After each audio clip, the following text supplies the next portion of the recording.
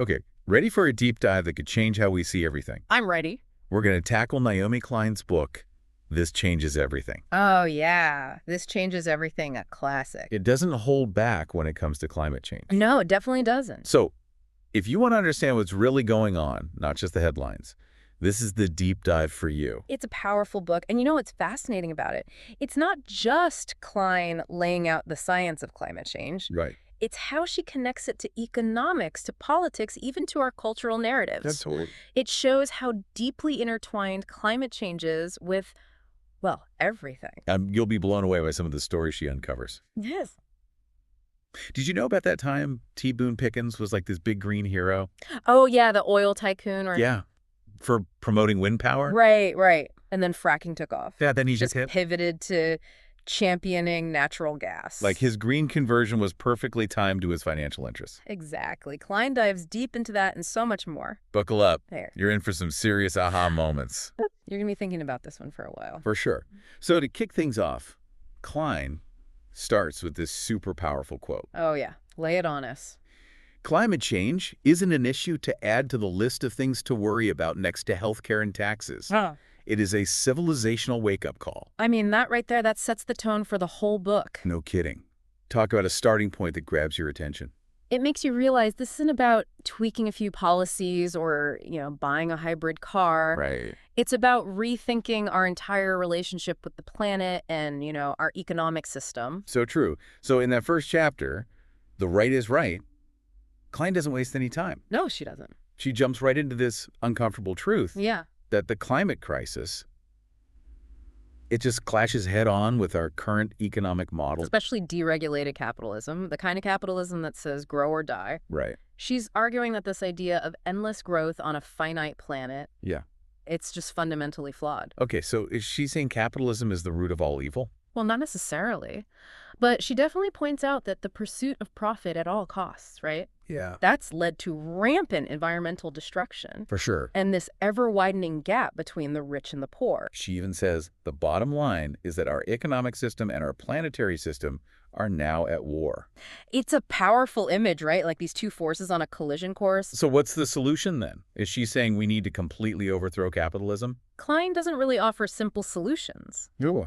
It's a complex problem. Right. But she does explore alternative economic models that prioritize sustainability and social justice. It's not just about saving the planet. Yeah. It's about creating a more just and equitable world for everyone. Makes sense. But that also sounds really challenging. How do we even begin to make those kinds of changes? Well, that's where Klein's analysis gets really interesting. In the second chapter, Hot Money, she goes after this notion that technology alone can solve the climate crisis. Okay. She's really critical of the idea of a 2 degrees Celsius carbon budget. I've heard that term thrown around a lot.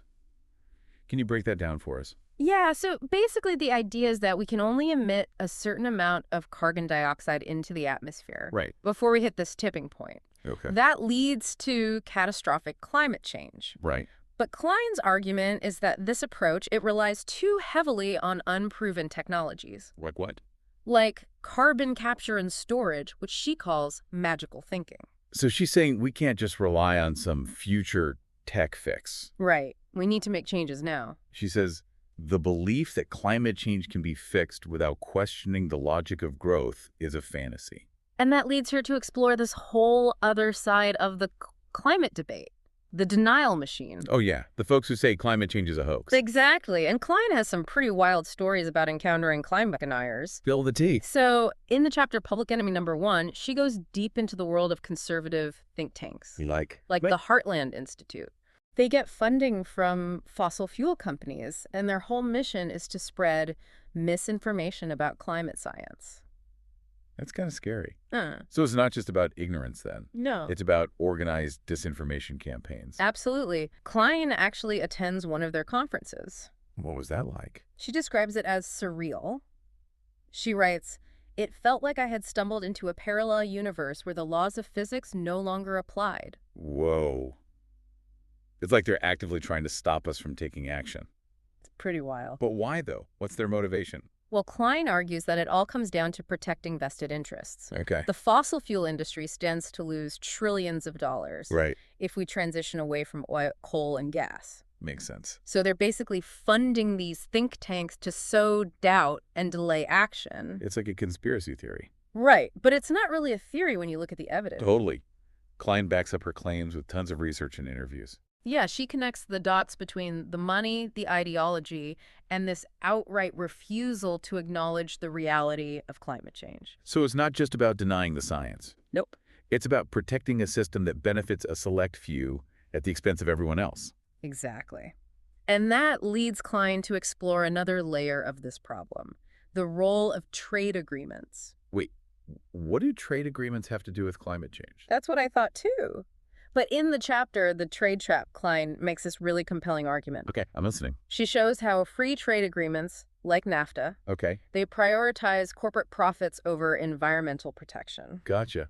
Can you give us an example of how that works in the real world? Sure. So Klein talks about Ontario's Green Energy Act. I've vaguely heard of that. This act was aimed at creating jobs and boosting the local economy by supporting renewable energy production. Sounds great. So far, so good. What happened? Well, Japan and the EU, they challenged the program under WTO rules. Why? They argued that it discriminated against foreign companies, and they won. Seriously. So these trade agreements can actually block governments from supporting green initiatives. That's exactly Klein's point. She argues that these agreements create a race to the bottom. Meaning? Where countries are basically forced to lower their environmental standards just to attract investment. Ugh. No. It's like we're stuck in a system that's working against us. And it gets even more frustrating when you consider the next layer that Klein peels back, the whole phenomenon of greenwashing. Greenwashing, like when companies try to make themselves look all eco-friendly even when they're not. Exactly. In the chapter No Messiahs, Klein exposes the limits of those market-based solutions to the climate crisis. Okay. She argues that things like carbon offsets and cap-and-trade schemes, they often end up benefiting the polluters while doing very little to actually reduce emissions. Can you give an example of what she's talking about? She talks about the Nature Conservancy. Okay. This is a major environmental organization, right? Yeah, I've heard of them. They actually own an oil well in Texas. What? That's so hypocritical. Right. And she also calls out the Sierra Club for taking donations from Chesapeake Energy. Really? While they're out there advocating for natural gas. Wow. It's like they're trying to have it both ways. It is. It's a real head spinner. My head is spinning. Yeah. The more we learn about this, the more complex it gets. And that's the thing about Klein's book. She doesn't shy away from the complexity. Yeah. She takes us deep into the heart of the problem, showing us all the contradictions and hypocrisies that are preventing us from taking real action. Okay, but all this is getting pretty heavy. Is there any hope? Where do we go from here? Don't worry. It's not all doom and gloom. Okay, good. In the next part of our deep dive, yes, we're going to explore the seeds of resistance that Klein uncovers. Okay. And the vision of a just transition that she lays out in the rest of the book. I can't wait. So we've seen just how powerful the forces are that are working against climate action. Yeah, it's a lot. But Klein doesn't leave us there. Okay, good. She takes us on a journey to find hope and where it's coming from. I'm ready for some hope. To be honest, all that talk about trade agreements and greenwashing, it was getting pretty depressing. Yeah, I get that. So where does Klein take us to find this hope? Well, she starts by sharing a really personal story in the chapter Dimming the Sun. Okay. About her own struggles with infertility. Infertility, how does that relate to climate change? Yeah, it might seem like a strange place to start, right? Yeah. But it actually connects really beautifully to the whole theme of regeneration. Okay, I'm intrigued. So Klein was pregnant while she was covering the BP oil spill in the Gulf of Mexico. Oh. And she describes watching the devastation on the wildlife, seeing the oil-soaked pelicans and the dead dolphins washing ashore.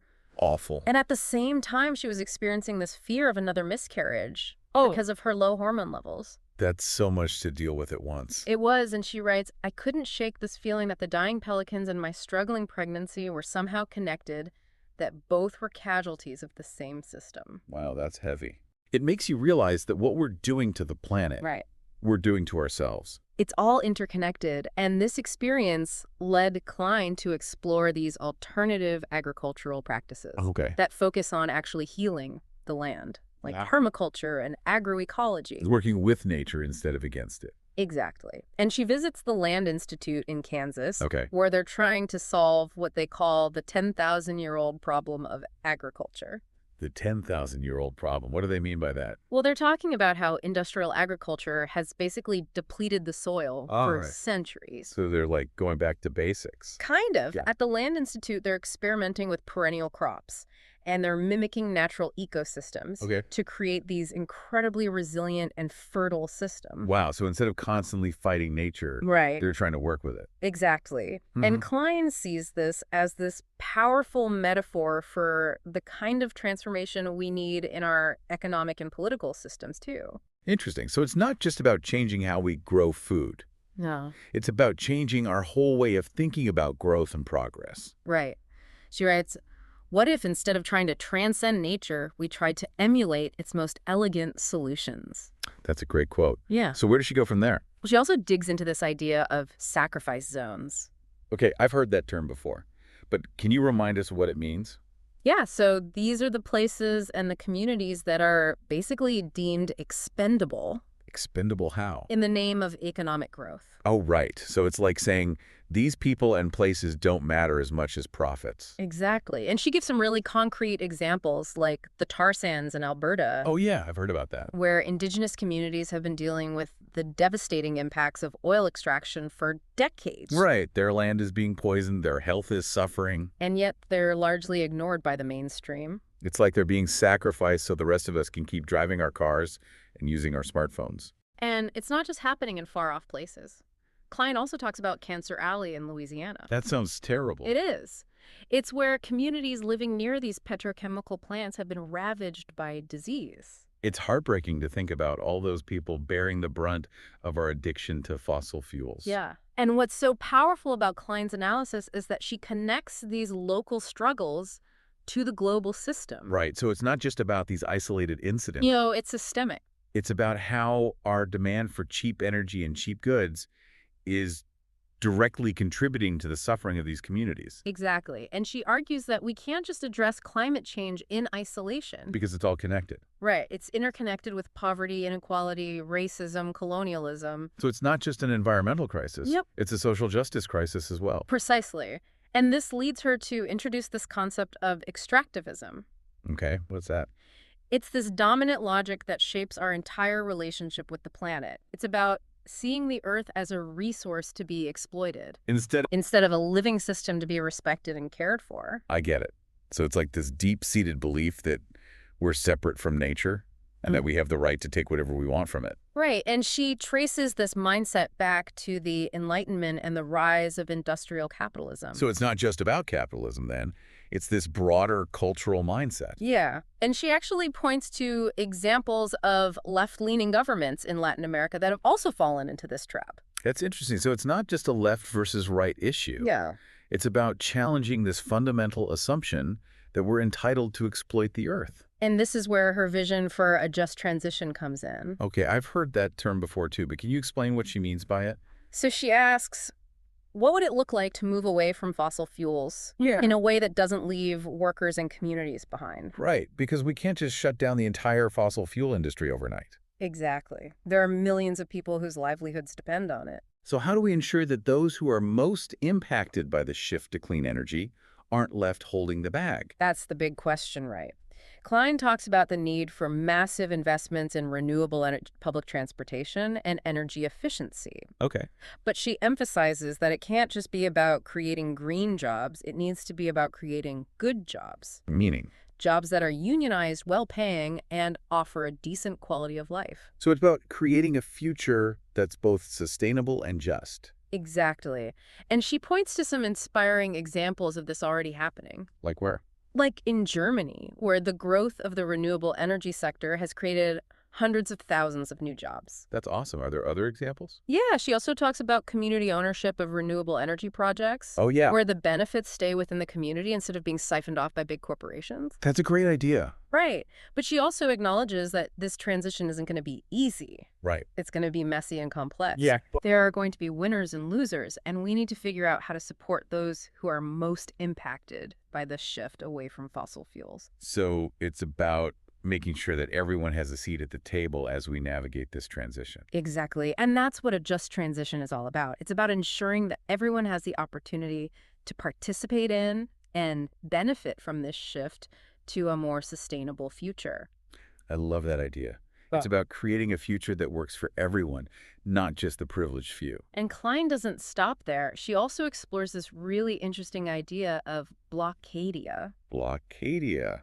That sounds kind of ominous. What is that? It's not a place, it's more like a global network, this invisible map connecting all the local fights against these environmentally destructive projects. So it's about communities coming together to protect what they love. Exactly. Protecting their land, their water, their livelihoods from the extractive industries that are threatening them. So are they just saying no to everything? It's more than just saying no. It's about creating these spaces of possibility, these alternative ways of living that are based on solidarity, reciprocity, and a deep respect for the earth. Can you give us an example of what blockadia looks like in action? One of the most inspiring examples is the story of the Lumi Nation in Washington state. Okay, I've heard of them. They're fighting against this massive coal export terminal that would threaten their sacred fishing grounds. So they're standing up to protect their culture and their way of life. Exactly. And they're not just fighting for themselves. They're standing up for the health of the entire Salish Sea and the future of the planet. It's a powerful reminder that these local struggles have global implications. Right. It's like they're on the front lines of this global movement for climate justice. And they're not alone, right? There are other indigenous communities fighting similar battles. Exactly. The Lumi Nation is just one part of this growing network of indigenous communities who are leading the fight against fossil fuels. They're drawing on their traditional knowledge and their deep connection to the land to resist extractivism and protect the earth for future generations. It's so inspiring to see all these communities coming together like that. And that's what makes Klein's book so hopeful.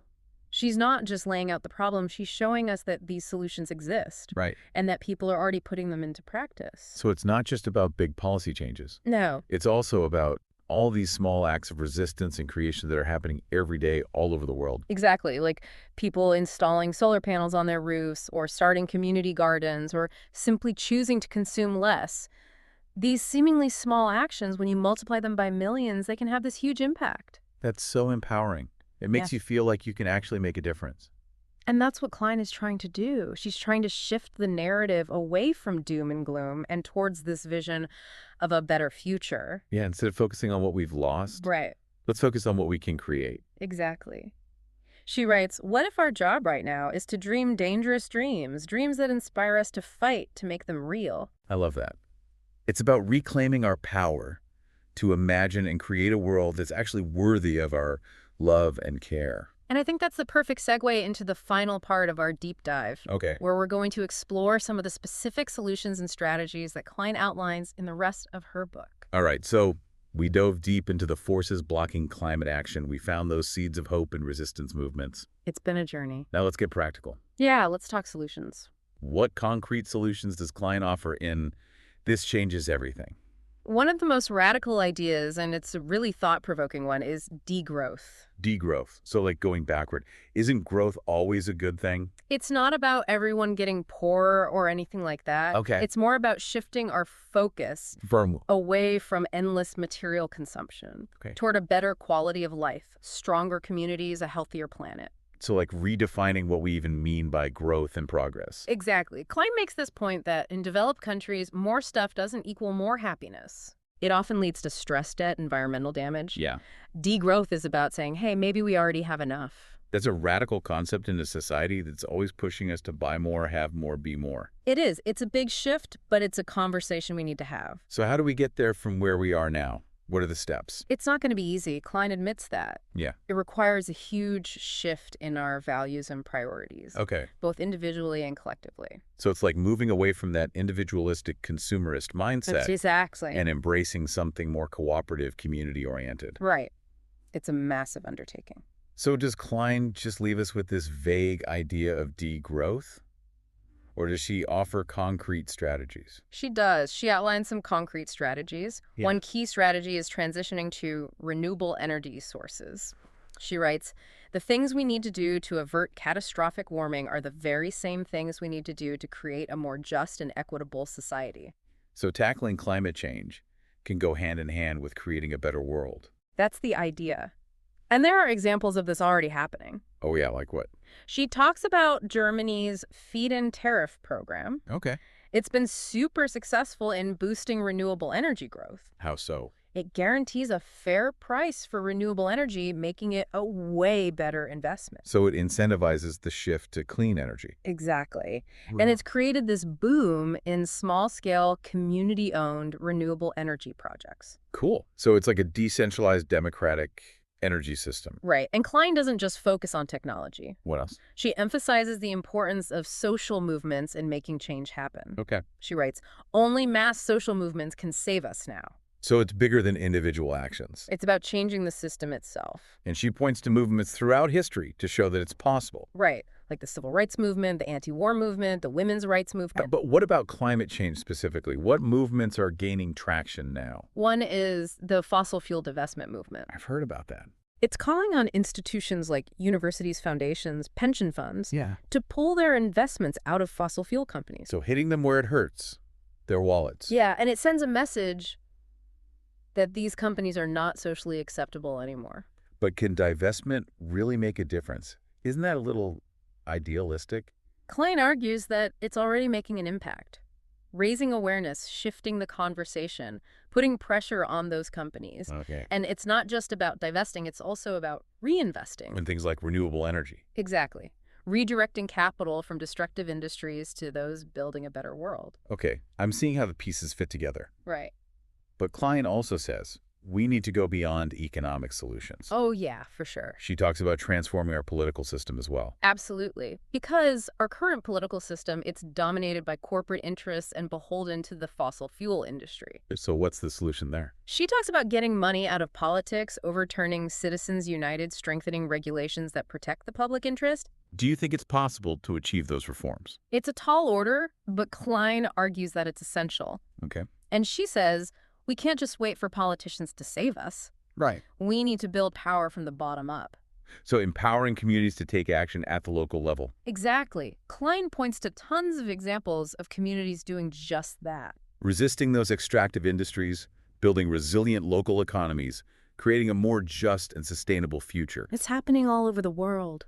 It shows that change is possible, even if we don't always see it on the news. Klein wants us to shift the narrative away from doom and gloom, a vision of a better future. Okay, I like that.